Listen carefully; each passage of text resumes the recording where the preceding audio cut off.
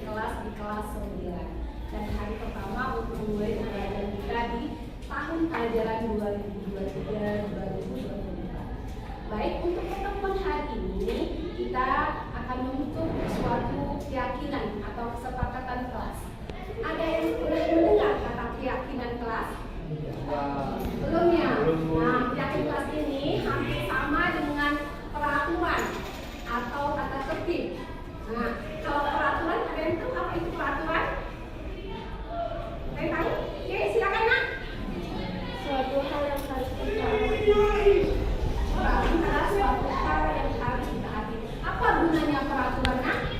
Oke, apa itu guna dari peraturan? Apa peraturan itu? Ya, kita silakan nak. Supaya disiplin. Supaya disiplin, bagus sekali. Nah, untuk hari ini apa beda keyakinan kelas dengan peraturan itu? Kalau peraturan itu biasanya dibuat oleh pihak sekolah atau orang lain hanya sepihak. Nah, untuk kesepakatan kelas atau keyakinan kelas ini kita akan disepakati bersama. Nah, jadi keyakinan kelas ini berkaitan dengan apa harapan kelas kalian ke depan. Bagaimana suasana yang kalian inginkan dalam belajar. Nah, jadi untuk keyakinan kelas itu merupakan pernyataan dalam bentuk kalimat yang positif. Ya kan? Kalau berkaitan dengan kebersihan misalnya seperti apa? Misalkan kalau kalian buat pantun itu hanya jangan membuang sampah sembarangan. Nah, dalam keyakinan kelas kita akan membuatnya dalam bentuk kalimat negatif, tidak menggunakan kata jangan, tidak, dan lain sebagainya. Nah, kalau berkaitan tadi dengan dilarang membuang sampah sembarangan, kita ganti kalimatnya menjadi menjaga kebersihan. Itu keyakinan kelas ini dibuat dalam bentuk kalimat positif, kemudian kalimatnya harus efektif, dan di sini yang paling penting adalah keyakinan kelas ini dapat diterapkan di lingkungan kelas dan mudah kalian terapkan. Nah, untuk hari ini, masing-masing kalian akan menuliskan satu tentang apa yang kalian inginkan, apa yang kalian harapkan dari pembelajaran kita dari suasana kelas dalam satu tahun ke depan. Nah, siap-siap semua menuliskan apa yang diinginkan. Nah, minimal sekali. Oke. Silakan nanti menuliskan yang kelasnya di kertas yang dibaca.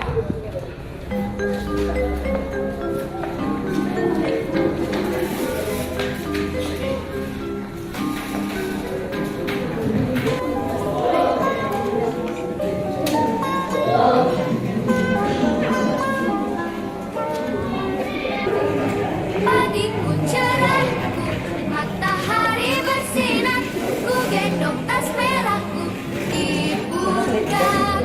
Selamat pagi semua, ku nantikan dirimu di depan kelasku, menantikan kami. Guruku Silakan satu keyakinan kelas yang apa jadinya aku tak bisa baca tulis mengerti banyak hal.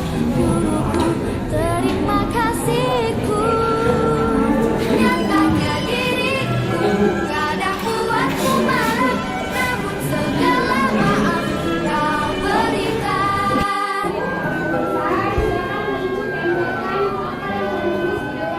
di posisi kelas ini.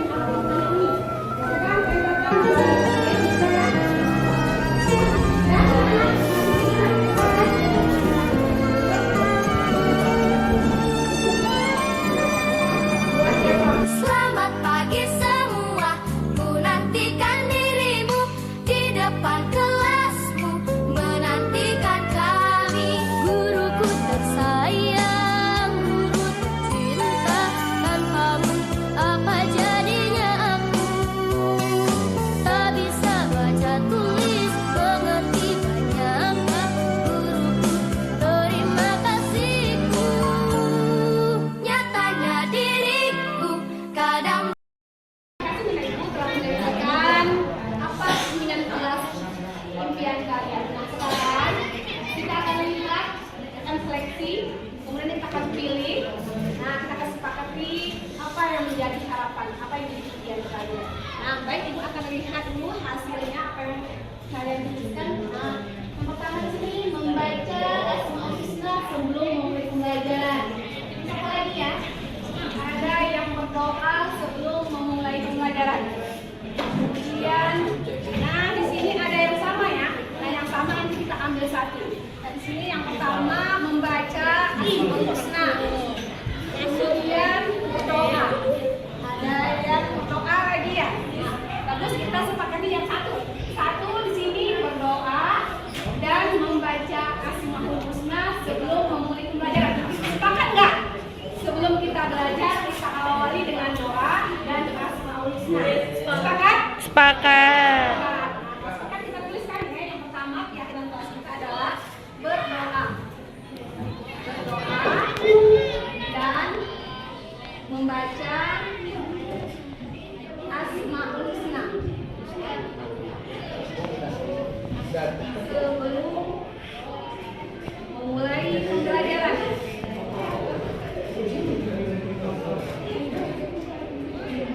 Oke, kita sudah dapat satu kesempatan kelas ya. Yang kedua kita akan lihat lagi apa lagi yang sini ya. Datang tepat waktu. Terus hadir tepat waktu. Bagus sekali. Nah, di sini kawan-kawannya ingin kalian itu disiplin. Sepakat nggak? Sepakat. Nah, di sini hadir tepat waktu, kemudian datang tepat waktu. Kalimatnya yang mana yang kita buat? Apa? Hadir? Hadir tepat waktu. Sepakat nggak? Sepakat. Kita akan buat hadir tepat waktu. Ada lagi di sini yang menarik mengumpulkan tugas tepat waktu. Nah, gimana dengan yang ini? Ya. Nah, berarti mengumpulkan tugas tepat waktu.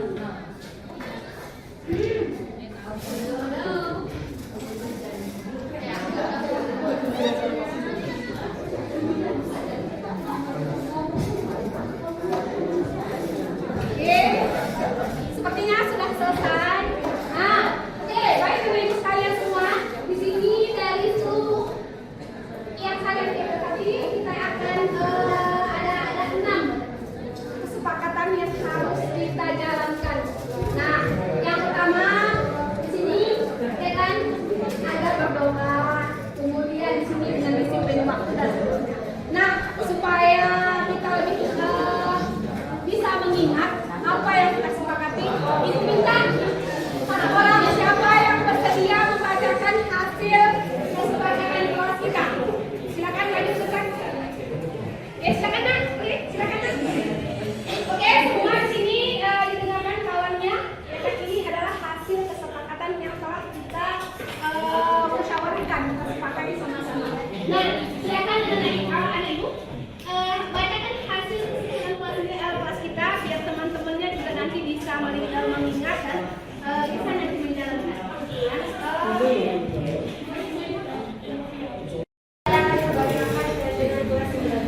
berdoa dan membaca Asmaul sebelum memulai pembelajaran. 2. Hadir tepat waktu. 3. Menjaga kebersihan kelas.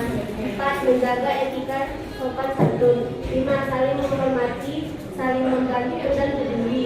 6. Mengumpulkan tugas tepat waktu.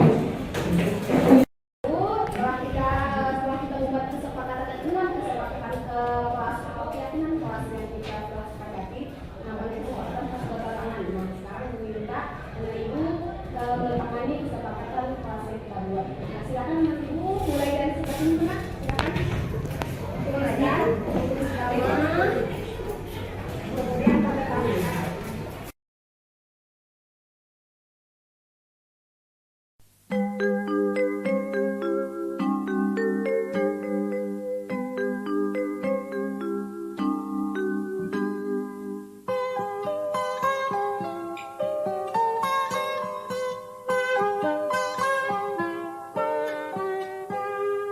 Pagiku cerahku, matahari bersinar, ku gendong tas merahku di pundak. Selamat pagi semua, ku nantikan dirimu di depan kelasmu, menantikan kami. Guruku tersayang, guru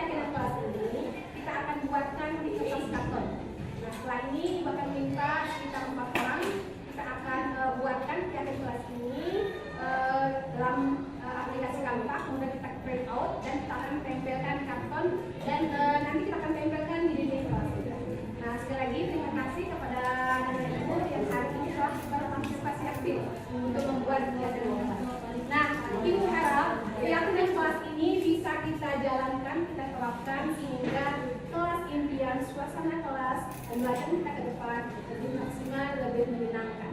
Nah, demikianlah kegiatan kita hari ini. Ini untuk billahi taufiq wal hidayah. Assalamualaikum warahmatullahi wabarakatuh. Waalaikumsalam warahmatullahi wabarakatuh. Nah, kita akan coba lagi buatkan keyakinan kelas kalian yang kita buat di dalam apa nanti hasilnya bisa kita nah, yang pertama kali apa keyakinan kelas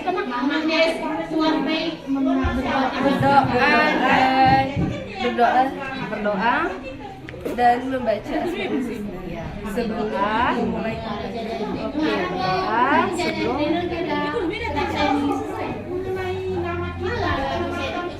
berdoa dan membaca Asmaul Husna. Berarti ini tanggung jawab data.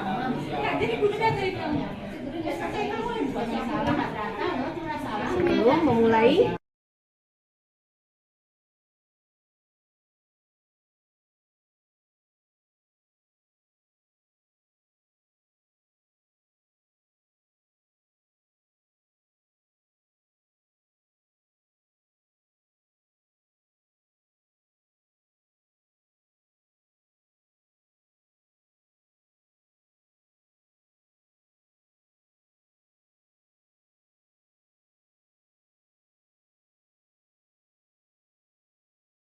hasilnya nanti ini kita akan tempel di kertas karton. Nah, silakan kalian gunting. Silakan kalian.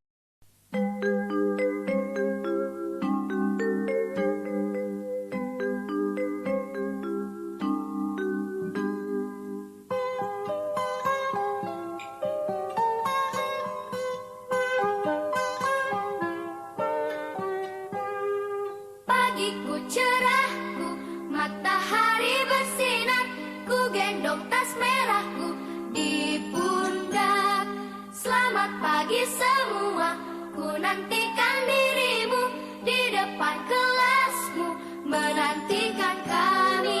Guruku tersayang, guru tercinta, tanpamu apa jadinya aku? Tak bisa baca tulis, mengerti banyak hal, guruku terima kasihku. Nyatanya diriku kadang buatmu marah, namun segala maaf kau berikan.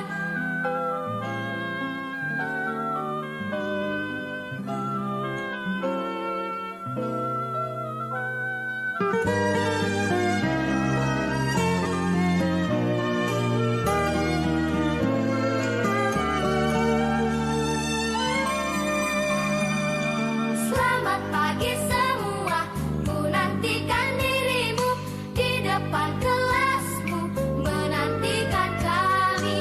Guruku tersayang, guru tercinta, tanpamu apa jadinya aku? Tak bisa baca tulis, mengerti banyak hal, guruku terima kasihku.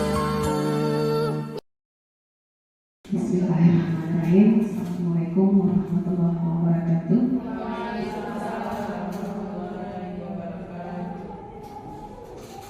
Alhamdulillahilladzi hadana li hadza wa ma kunna linahtadiya laula an hadana Allah. Asyhadu an la ilaha illallah wahdahu la syarika lah wa asyhadu anna Muhammadan abduhu wa rasuluh la nabiyya ba'dah. Segala puji hanya milik Allah, Rabb semesta alam, yang telah melimpahkan karunia-Nya sehingga hari ini kita bisa kembali beraktivitas sebagaimana biasanya. Selawat beriring salam semoga selalu tercurah pada junjungan kita Nabi besar Muhammad Sallallahu Alaihi Wasallam. Semoga kita kelak nanti di yaumul akhir mendapat syafaatnya. Amin ya rabbal alamin. Terima kasih kepada ibu-ibu yang hari ini telah berhadir di sini. Dari sini saya akan menyampaikan, mengulaskan pembelajaran yang telah saya pelajari pada pendidikan guru muda, yaitu pada modul 1.4 tentang budaya positif. Untuk menyemangati diskusi kita hari ini, kita akan menyanyikan lagu profil belajar Pancasila terlebih dahulu. Sama-sama kita bernyanyi Bapak Ibu untuk memberikan semangat kita dalam mendidik murid-murid kita, siswa-siswa kita agar muncul nanti karakter profil pelajar Pancasila. Baik, sama-sama kita bernyanyi. Baik, sama-sama kita menyanyikan lagu profil Pancasila.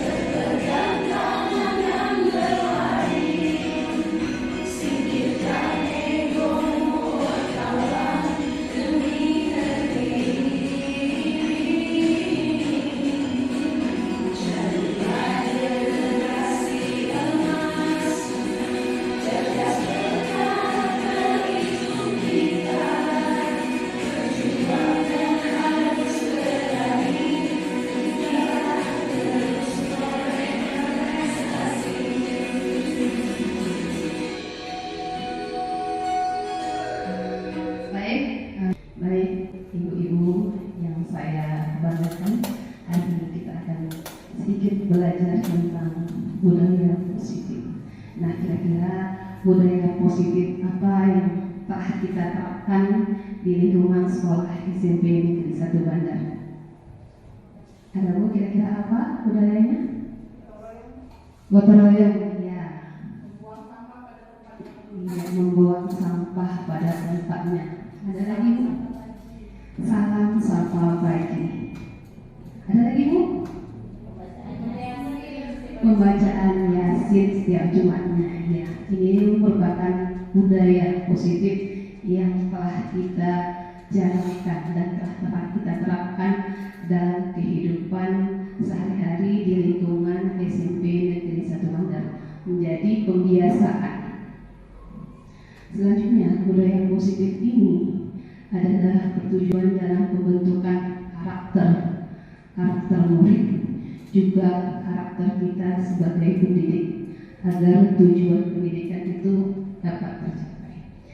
Baik, selanjutnya kita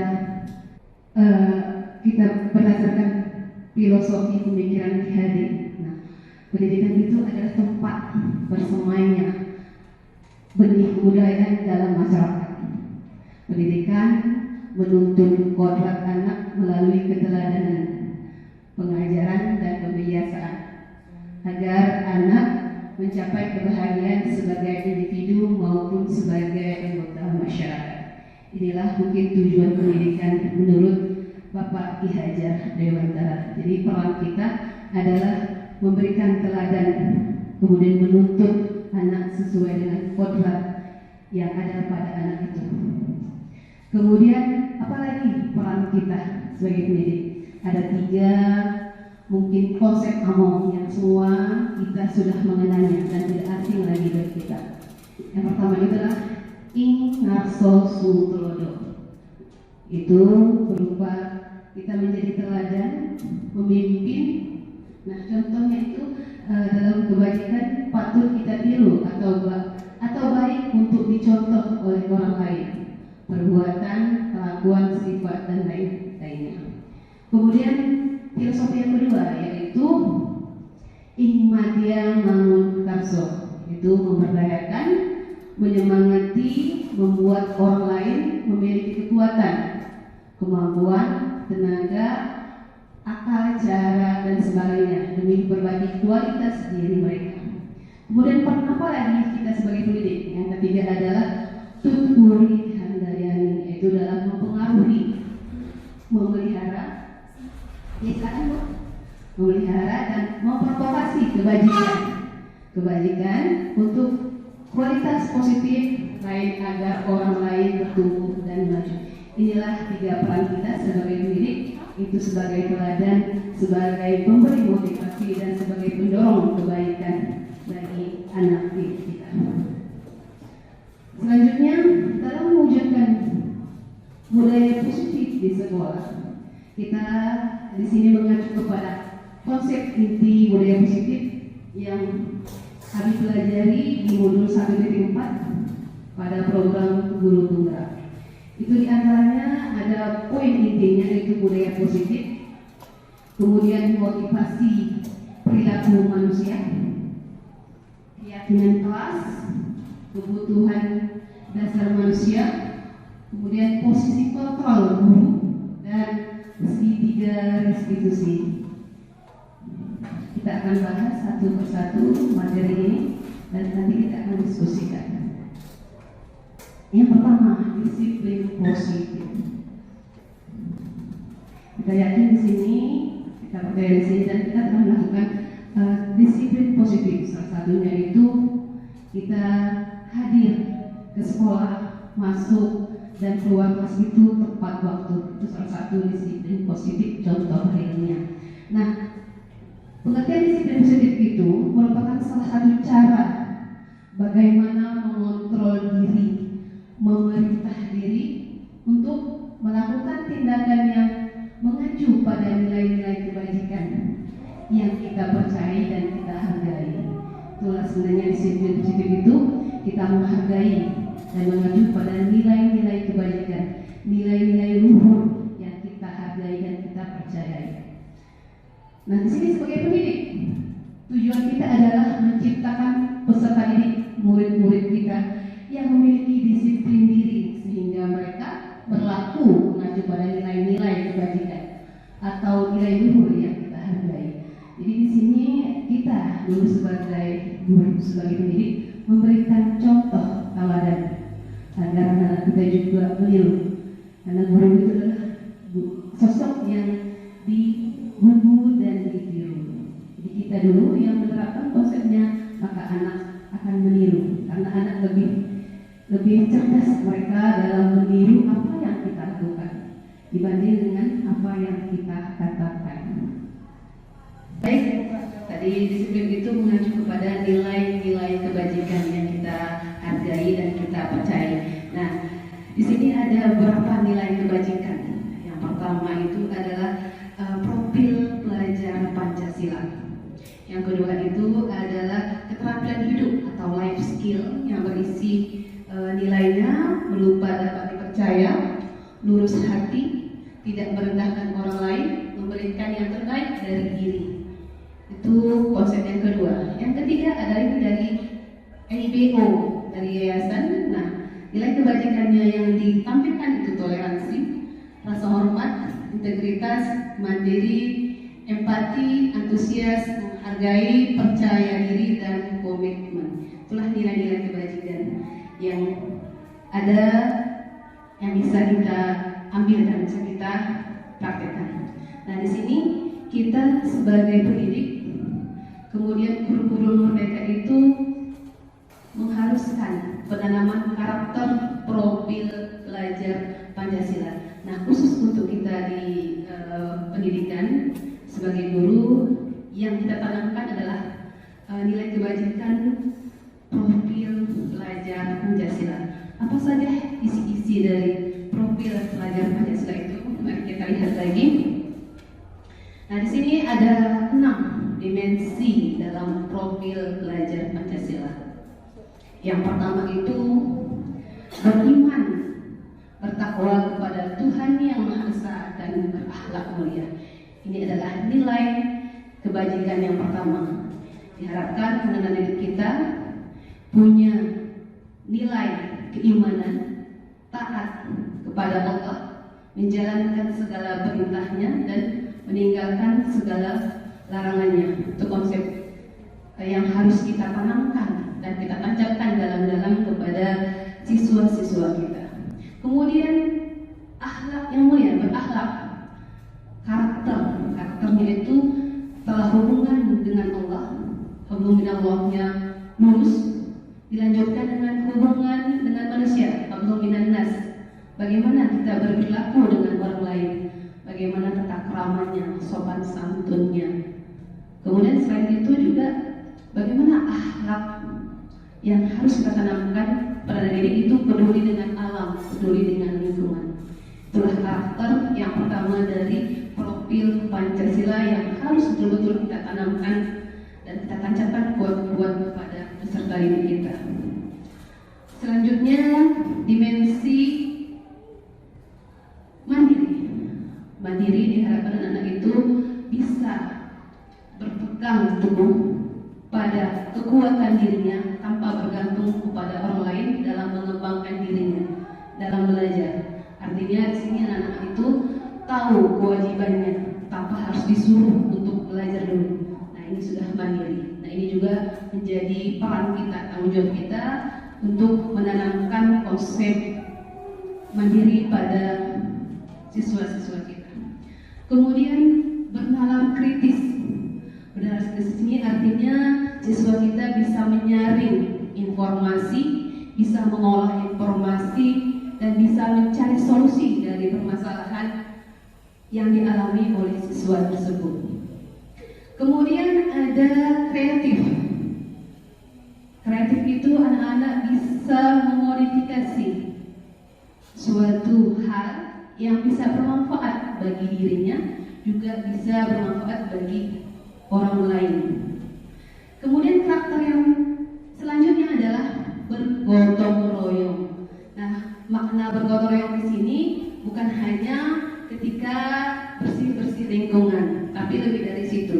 Gotong royong di sini berupa kerjasama, berupa kolaborasi antara siswa dengan siswa, antara siswa dengan guru.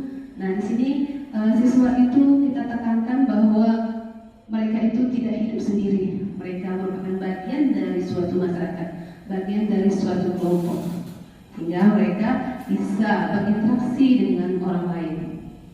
Kemudian profil yang terakhir itu yang harus kita tanamkan buat pada murid kita adalah berkebinekaan kelompok. Artinya di sini anak-anak punya nilai-nilai luhur budaya, menjunjung nilai budaya yang dipegangnya. Misalnya kalau di dataran tinggi Gayo ini budaya yang bisa kita tanamkan, misalnya budaya Sumang, kan bukan budaya adat Gayo. Nah, anak-anak itu harus bisa paham dengan budayanya, bangga dengan budayanya dalam berinteraksi, dalam bertindak dan bersikap. Kemudian anak-anak bisa berinteraksi dengan intrakultural, artinya dia bisa berinteraksi dengan suku budaya yang berbeda dengan dirinya. Nah, itu dia.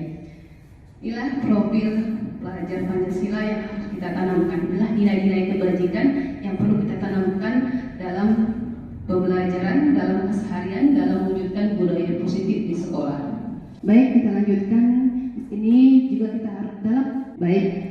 Selanjutnya, untuk mewujudkan budaya positif di sekolah, kita juga harus paham, harus mengerti tentang 5 kebutuhan dasar manusia.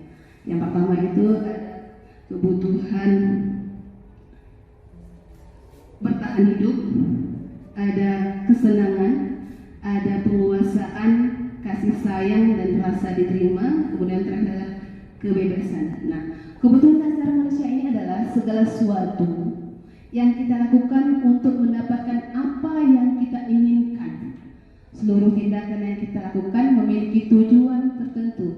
Dan semua upaya yang kita lakukan adalah dalam rangka untuk memenuhi kebutuhan dasar yang kita penuhi. Nah, jadi di sini ada 5 kebutuhan dasar yang harus kita pahami. Nah, itu sebagai kita juga sama dan murid. Kebutuhan dasarnya harus dipenuhi, harus diisi dan harus dijaga. Nah, yang pertama itu kebutuhan bertahan hidup. Itu berupa sandang pangan, kemudian tempat tinggal, keamanan dan kesehatan. Ini kebutuhan survival, kebutuhan bertahan hidup. Jadi dalam proses belajar, anak-anak mustahil bisa konsentrasi belajar ketika dia kebutuhan dasarnya tidak terpenuhi, kebutuhan dasar survivalnya, bertahan hidupnya. Misalnya anak ada di rumah, ke sekolah belum sarapan. Nah, kemudian anak-anak masih kesehatannya terganggu, pilek, demam. Nah, itu juga mempengaruhi proses pembelajaran. Yang selanjutnya ada kebutuhan kasih sayang dan merasa diterima.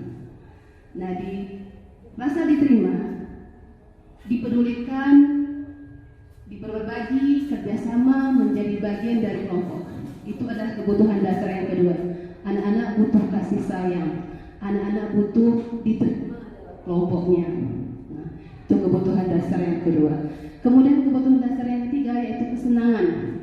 Nah, di sini berkaitan dengan bermain, melakukan kegiatan sesuai dengan bakat dan minatnya, nyaman dan bahagia. Nah, di sini kita berusaha sebagai guru mewujudkan, menciptakan lingkungan kelas, lingkungan sekolah itu yang nyaman, yang bahagia, yang bisa menumbuhkan dan membimbing bakat dari anaknya sesuai dengan minatnya.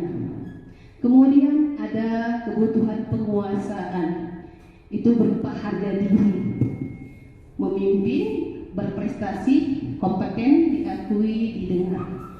Itu kebutuhan penguasaan. Anak-anak juga punya kebutuhan penguasaan. Nah, butuh diakui, butuh dihargai. Kemudian yang terakhir ada kebebasan. Kebutuhan terakhir, di sini kebebasan itu bukan berarti kita berikan kebebasan untuk anak melakukan segala sesuatu sesuai keinginannya.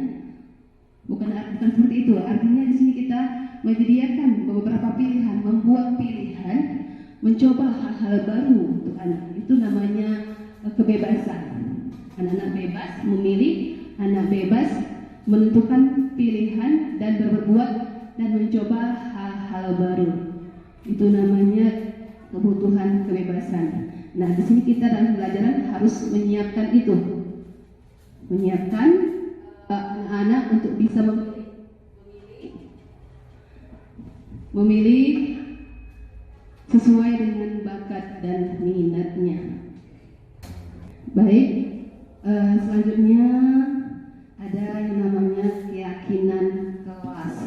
Nah, ibu-ibu pernah mendengar atau pernah membuat sebelumnya tentang keyakinan kelas?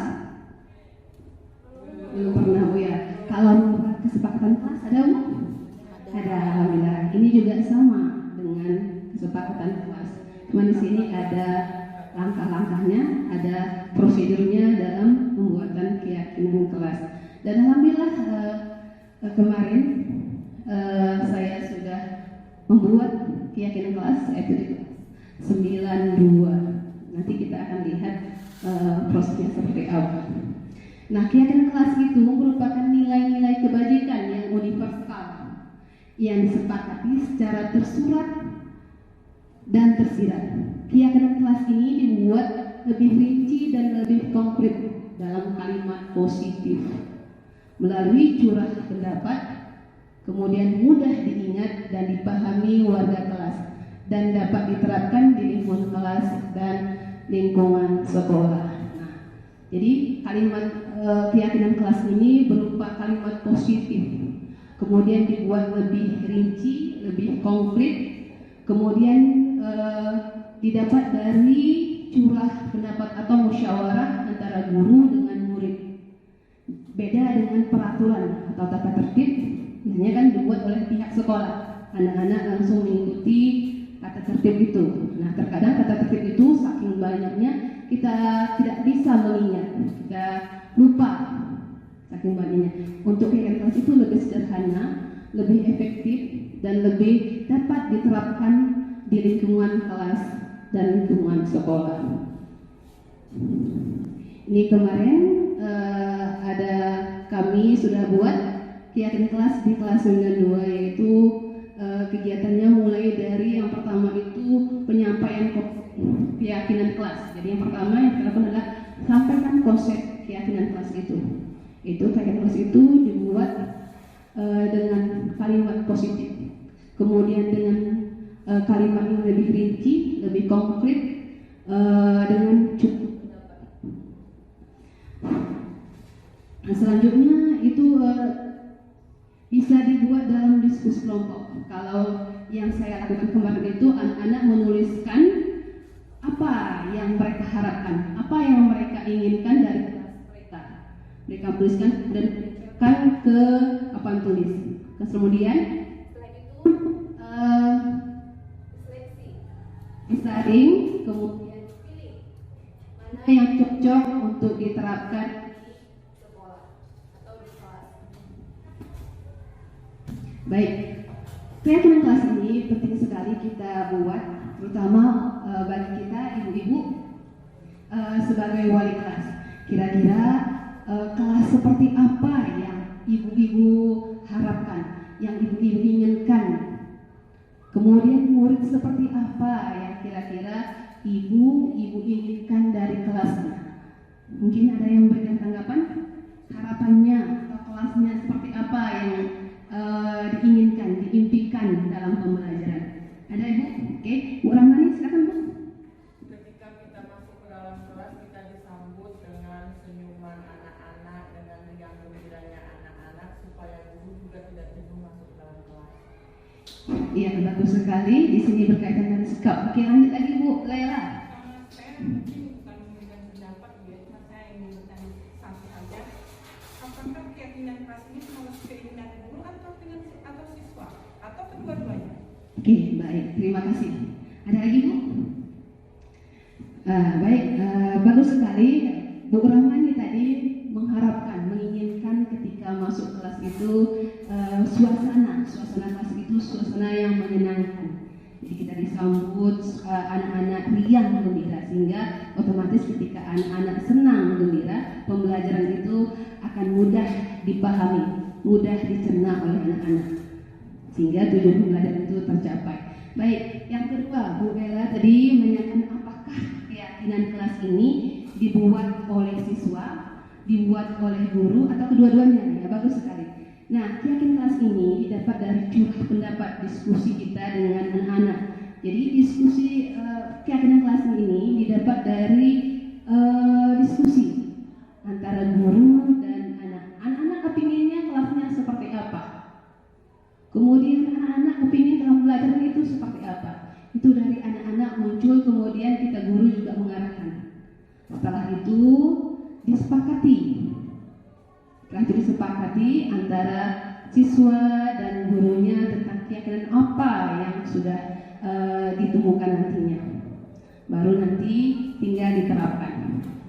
Nah, saya punya videonya sedikit tentang keyakinan kelas. Kita boleh lihat sebentar ya.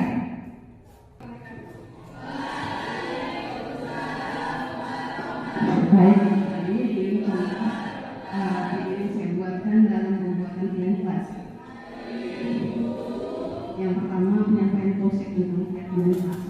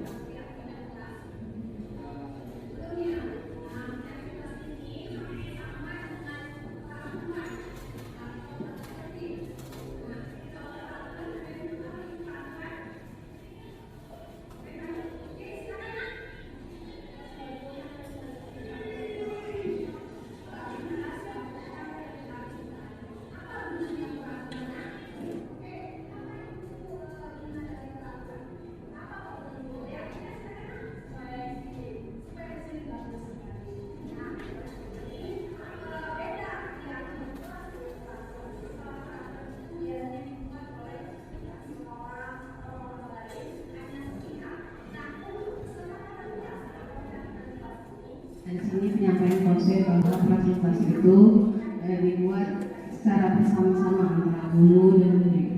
Kemudian contoh kalimat positif, misalkan kita seringnya jangan buang sampah sembarangan. Nah, dalam kalimat positif, buanglah sampah pada tempatnya.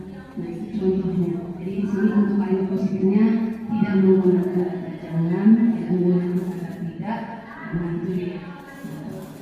Kemudian setelah keyakinan kelas ini dibentuk, nah di sini kemarin saya membagikan kertas post-it, anak-anak menuliskan apa yang mereka inginkan di kertas itu. Kemudian setelah kertas ini ditulis, mereka menempelkan ke papan tulis.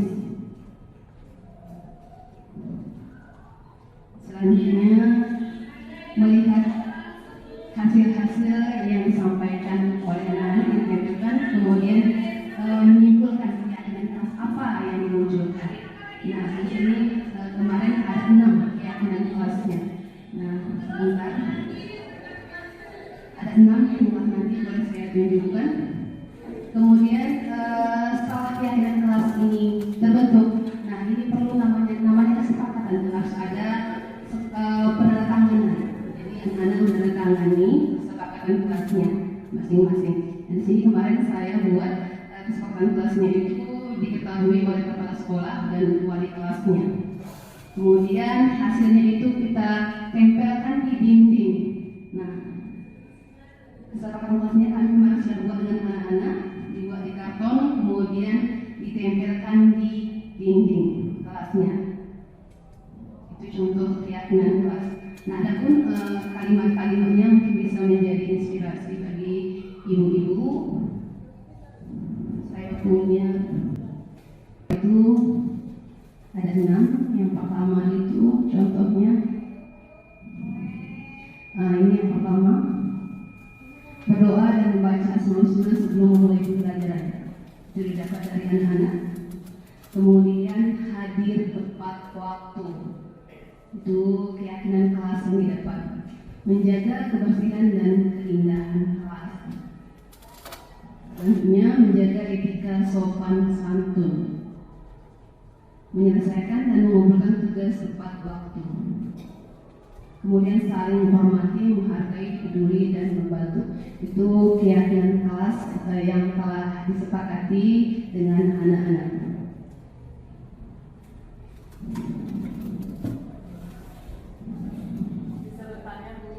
Baik, terima kasih. Silakan Bu Lili. Jadi setelah kita membuat kesepakatan, membuat keyakinan di kelas, pasti ada sanksinya nanti. Yang melanggar pasti ada sanksinya. Ya. Kira-kira bisa berikan contohnya apa sanksi yang nanti kita berikan kepada siswa yang melanggar keyakinan kelas tersebut supaya peraturannya bisa diterapkan ya di kelas ya tertib. Ya, baik, bagus sekali pertanyaannya Yuli. Nah, jadi setelah keyakinan kelas ini, nah pasti ada nanti pelanggaran, ya, dari kesepakatan yang kami buat. Bagus sekali. Nanti materinya akan sampai ke situ, Yuli.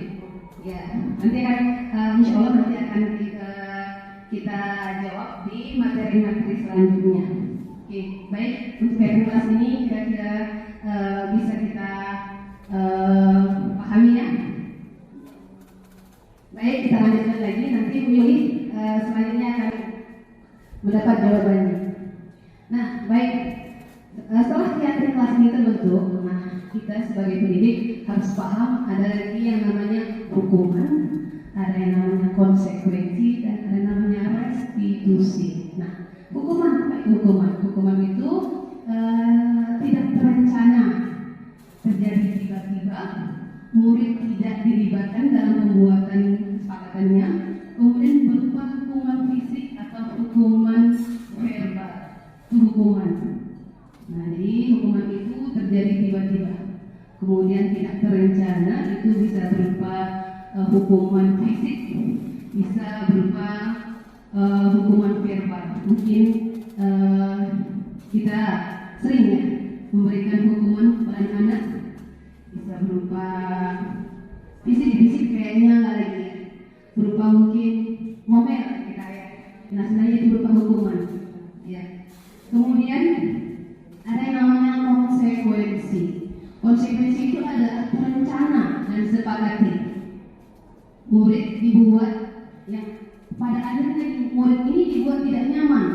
Guru selalu memantau dan memonitor. Itu namanya konsekuensi.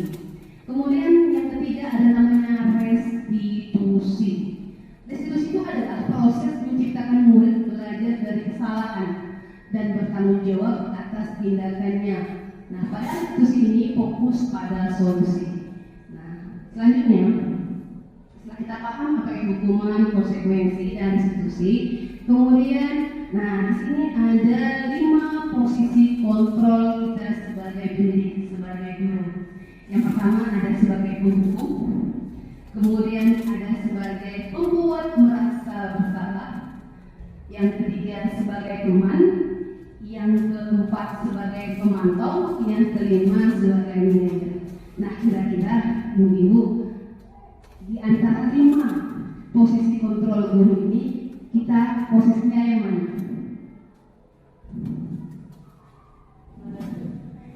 Kira-kira mana yang dominan? Yang sering kita lakukan ibu posisi kita? 1, 2 ya. Lalu kita berefleksi sama-sama, kita jujur sama-sama di sini belajar. Mungkin yang paling banyak kita pada posisi 1, 2 ya, atau posisi 3, 4 ya sebagai pemantau ya. Ya bagus sekali. Nah di sini kita akan bahas satu-satu mengenai 5 posisi kontrol guru itu. Yang pertama sebagai penghukum. Sebagai penghukum, posisi ini guru percaya hanya dengan cara dia pembelajaran itu bisa berhasil dengan dihukum, diberikan sanksi. Nah, kemudian hasilnya kemungkinan murid akan marah dan mendendam atau bisa saja bersikap agresif. Itu yang ditimbulkan ketika kita berikan hukuman. Ketika kita posisikan diri kita sebagai penghukum, maka yang terjadi itu murid itu bisa jadi dia marah sama kita, dendam sama kita. Yang jelas murid ini dibuat tidak nyaman. Itu kalau kita menempatkan diri kita sebagai posisi penghukum. Kemudian posisi pembuat merasa bersalah. Posisi ini guru akan berusaha lebih lembut dalam nada suaranya, namun membuat orang lain merasa tidak nyaman, bersalah dan rendah diri.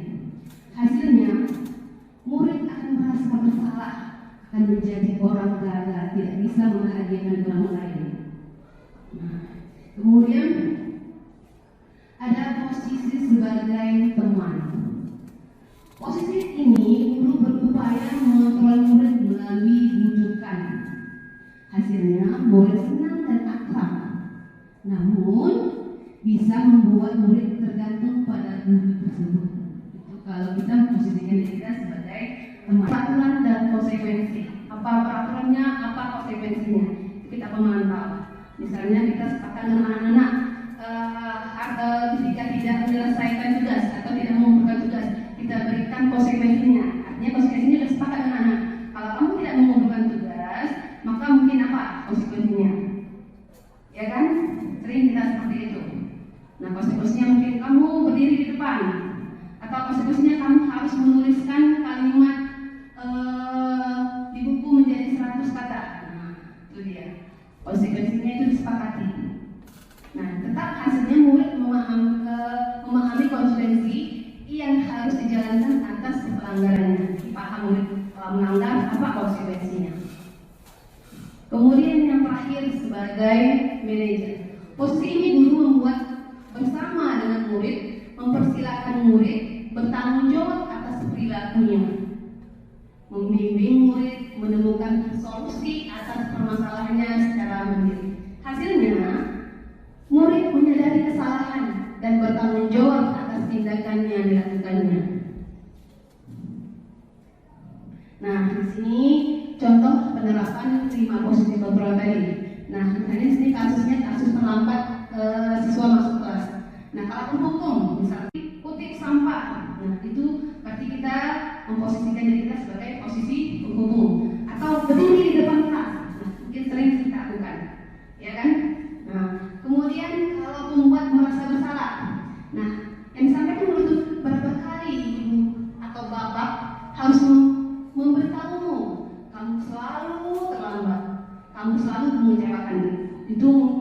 posisi yang kita lakukan adalah sebagai membuat anak merasa bersalah. Ibu kecewa sama kamu. Nah, itu contohnya. Kamu lagi yang salah, kamu lagi yang terlambat. Nah, itu posisi kita sebagai membuat merasa bersalah. Kemudian kalau teman bagaimana? Apa yang kita katakan? Ayolah ikuti aturan. Lain kali jangan diulangi lagi ya. Bantu ibu ya. Nah, itu berarti kita memberikan sesuatu kepada anak dengan posisi kita akrab dengan teman, kemudian mentolerir tindakan mereka. Nah, itu posisi kita sebagai teman. Kemudian kalau sebagai pemantau, kamu sudah melanggar aturan sekolah, kamu tahu konsekuensinya. Misalnya contohnya itu kamu harus hafal kali-kali 15. Nah, itu contoh dari konsekuensi. Atau kamu harus menghafal surah ini. Nah, itu konsekuensi namanya. Kemudian kalau sebagai manajer, nah guru menyampaikan, guru berdialog. Nah, apakah kamu tahu kesalahanmu? Terus bagaimana kamu memperbaikinya? Itu mungkin tindakan-tindakan yang dilakukan guru kalau posisikan diri sebagai manajer. Nah, tujuan dari posisi manajer ini agar guru dapat refleksi atas tindakannya. Baik, sekarang Pak Ibu kita coba refleksi kira-kira posisi kontrol apakah peran berikut. Nah, ayolah tugasnya dikerjakan. Bantu Ibu ya. Kira-kira ini posisi apa Ibu? Sebagai teman.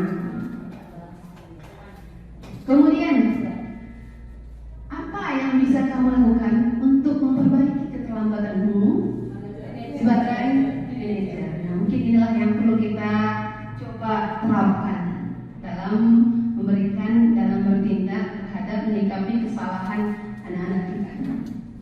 Kemudian yang terakhir, silakan berdiri di depan kelas. Penghukum, ya kan?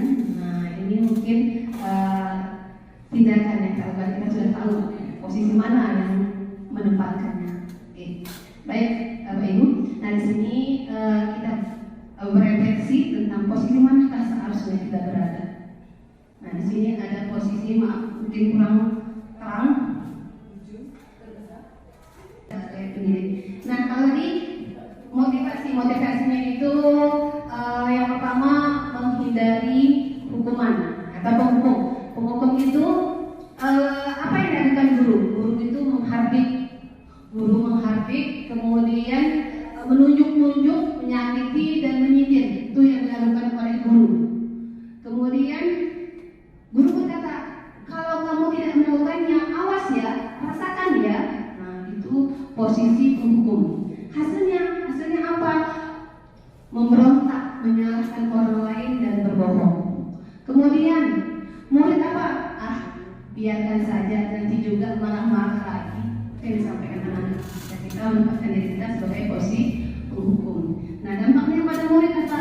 Mereka terus mengulang kesalahan.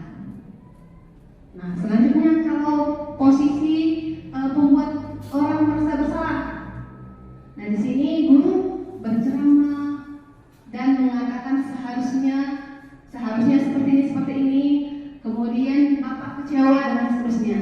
Jadi di sini guru istilahnya ngomel lah. Kemudian hasilnya apa? Murid akan merasa rendah diri. Nah, selanjutnya di sini motivasi yang terbentuk itu adalah menghindari hukuman. Kemudian motivasi yang selanjutnya mengharapkan imbalan atau ketergantungan pada orang lain. Nah, di sini kalau kita memposisikan diri sebagai posisi teman dan pemantau, maka di sini murid mengharapkan sesuatu hal dari kita, mengharapkan imbalan atau mengharapkan pujian dan seterusnya. Nah, di sini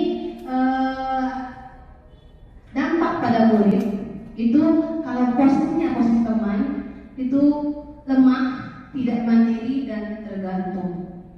Kalau posisi sebagai pemantau di sini menitik beratkan pada sanksi atau hadiah untuk dirinya. Kalau kamu menyelesaikan ini nilai kamu nanti bagus, nilai kamu nanti bagus kan seperti itu.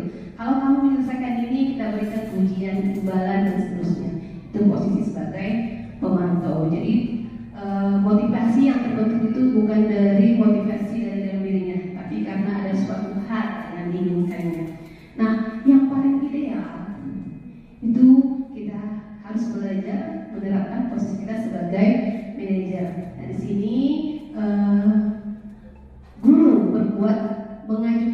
pertanyaan-pertanyaan bermakna. Kemudian hasilnya apa? Mengevaluasi diri, bagaimana cara memperbaiki diri. Itu yang terjadi. Nah, selanjutnya dalam penanganan ke depan seperti yang ditanyakan tadi, kalau keyakinan kelas sudah dibuat, kemudian terjadi pelanggaran, apa yang harus kita lakukan? Setelah kita tadi memahami posisi kontrol kita sebagai guru tadi ada 5. Nah, yang paling ideal itu kita menempatkan diri kita berusaha ke depan kita menjadi sebagai manajer. Nah, kemudian di sini kita akan belajar sedikit tentang segitiga restitusi. Di sini bukan pelajaran matematika ya. Nah, segitiga restitusi ini ada 3 sisi penanganan kasus atau pelanggaran dari tindakan yang dilakukan anak. Nah, di sini mungkin kita bisa nanti sharing dengan ibu-ibu dari BK karena mereka terbiasa dengan menangani kasus belajar. Nah, di sini untuk segitiga restitusi ini ada suatu proses dialog yang dijalankan oleh guru maupun orang tua agar dapat menghasilkan murid yang mandiri dan bertanggung jawab. Nanti akan ada video restitusi yang akan kita lihat tayangannya bagaimana penanganannya. Nah, sisi yang pertama namanya segitiga ada 3 sisi. Sisi yang pertama itu tentang menstabilkan identitas. Nah, berdasarkan prinsip membuat kesalahan adalah bagian dari suatu proses pembelajaran. Kemudian di sini peran guru menggeser identitas murid dari identitas gagal ke identitas sukses. Kemudian tindakan kita lagi tidak mengkritik murid yang sedang mengalami identitas gagal. Itu pada tahap menstabilkan identitas. Kemudian pada tahap kedua, ajukan pertanyaannya. Di tahap menstabilkan identitas, apa yang kita ajukan pertanyaannya? Pertanyaannya adalah membuat kesalahan adalah sesuatu yang wajar. Kita sampai kepada anak berbuat salah itu wajar, manusiawi. Nah, seperti itu, manusia itu adalah tempat salah. Kemudian manusia itu tidak ada yang sempurna. Ini bisa kita sampaikan kepada anak-anak. Kemudian kita bisa memperbaiki masalah ini.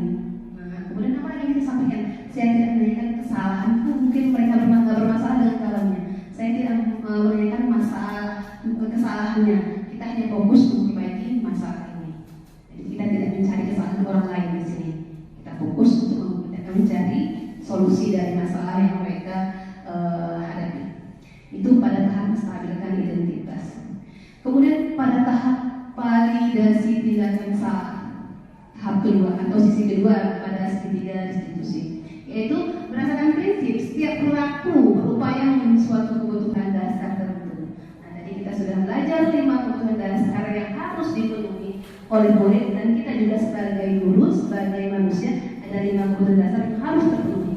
Jika kebutuhan dasar tidak terpenuhi, maka akan ada terjadi perilaku yang tidak seperti yang diharapkan.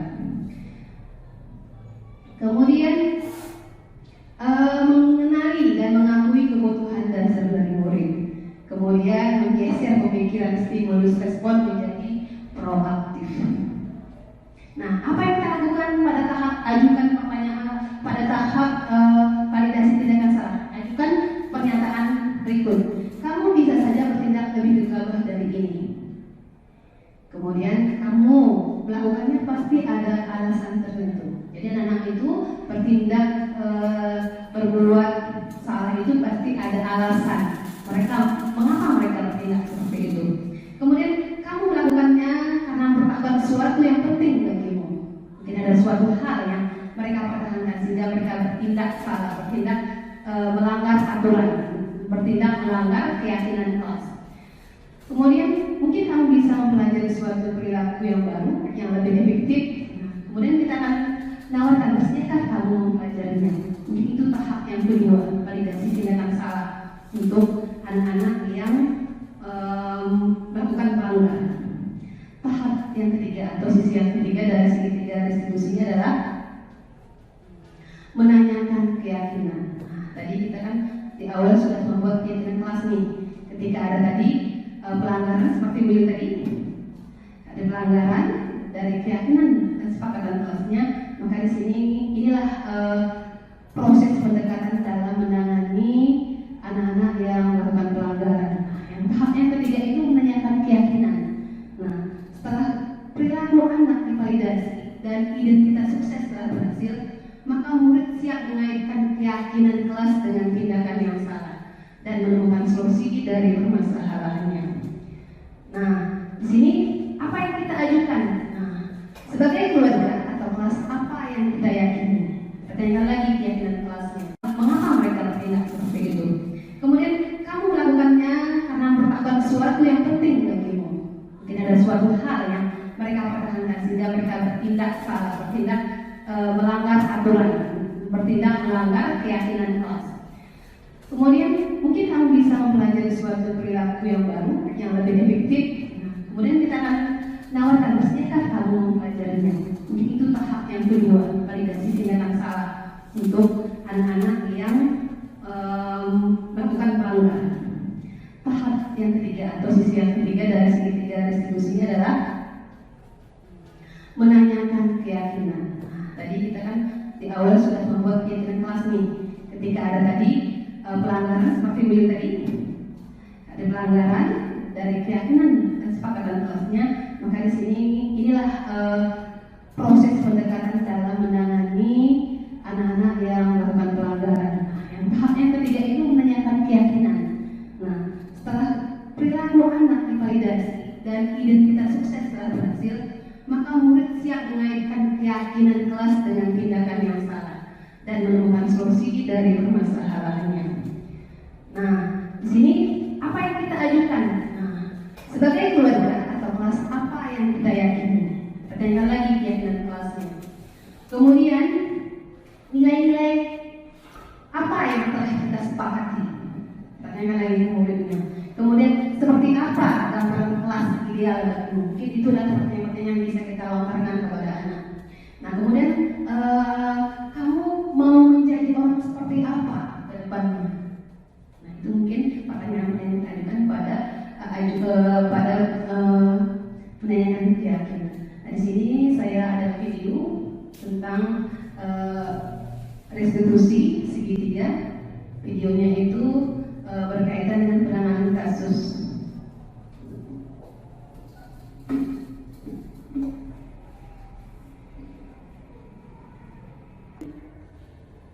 Sepertinya ada masalah, ada yang bisa dibantu.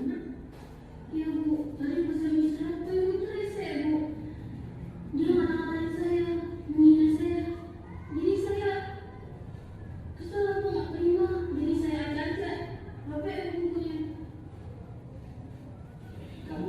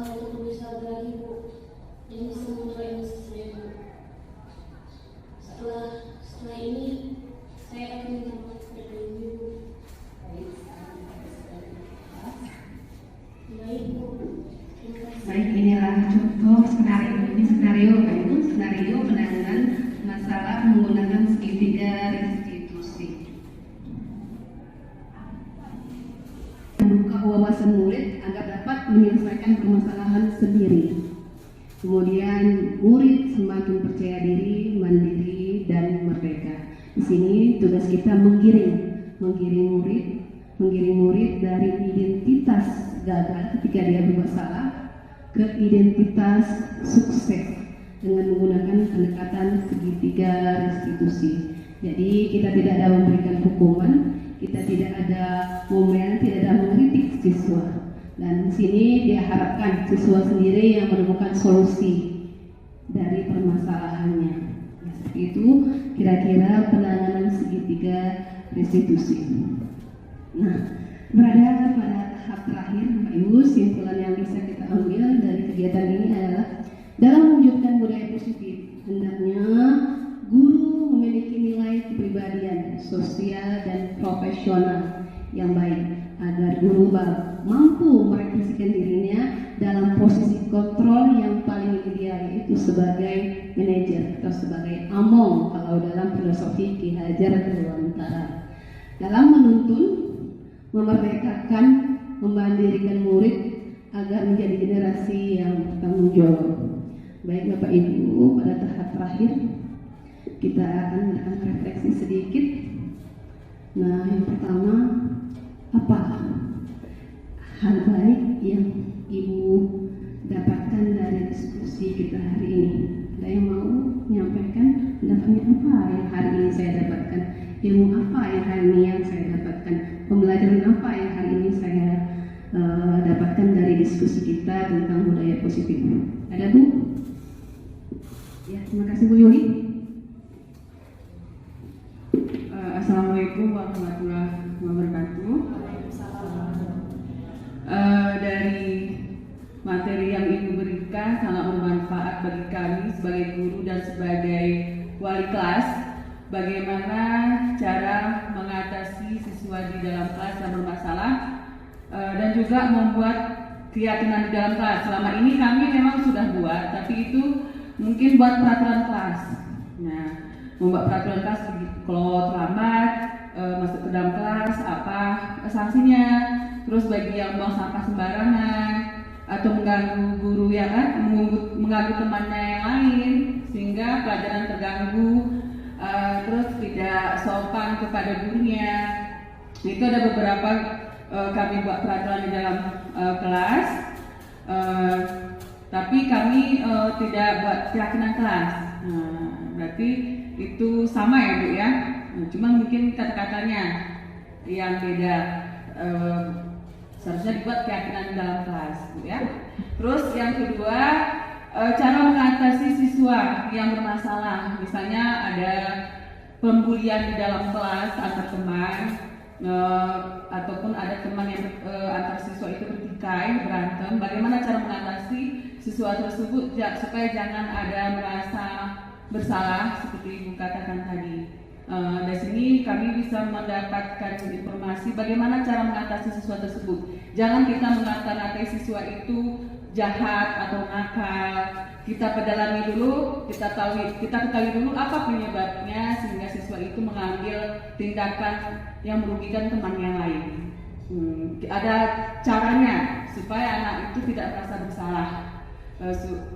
Menurut saya seperti itu. Mungkin ada guru yang lain bisa menambahkan. Terima kasih Ibu Yuli, luar biasa tanggapannya. Mungkin ada lagi ibu-ibu yang lain yang mau menambahkan. Oke, Ibu Ros. Mbak Bu Ros, kabarnya naik ke depan aja Bu Ros. Nah, berdiri juga boleh. Assalamualaikum warahmatullahi wabarakatuh.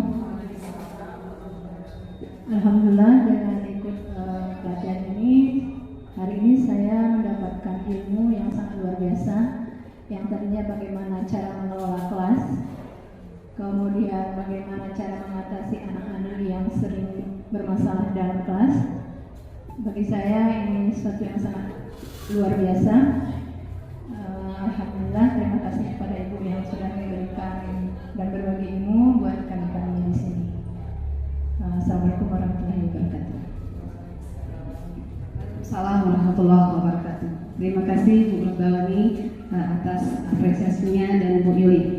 Nah, selanjutnya yang terakhir mungkin saya meminta saran dan masukan dari ibu-ibu. Nah, apa yang harus saya perbaiki dan harus saya tingkatkan ke depannya supaya lebih baik lagi? Mungkin ada masukan, saran? Oke, terima kasih. Saya tidak memperpanjang lebar, cuma saya sedikit saja. Mungkin Bu Rusda sama dengan saya. Kenapa guru matematika itu kurang humor? Itu saja. Ketika kita menyampaikan materi terlalu serius mungkin. Itu saja. Terima kasih, betul sekali Bu. Ya, memang mungkin seperti itu ya, terlalu serius, terlalu fokus ya. Maunya kita ada sedikit humornya ya. Nah, mungkin ini terima kasih Bu ya. Ke depan saya akan berusaha ya kan supaya lebih menciptakan kelas itu lebih jangan terlalu tegang. Nah, lebih relax, lebih menyenangkan. Iya. Ya. Terima kasih Bu ya. Ke depan insyaallah saya akan belajar lagi. Ya. Baik Bapak Ibu, untuk pemaparan dari materi budaya positif alhamdulillah telah selesai. Mudah-mudahan ini bisa bermanfaat bagi kita semua dan mudah-mudahan bisa kita terapkan di lingkungan kelas dan lingkungan sekolah kita. Akhir kalam demikianlah yang bisa saya sampaikan. Saya mohon maaf atas segala kekurangan dan kesalahannya. Saya akhiri. Assalamualaikum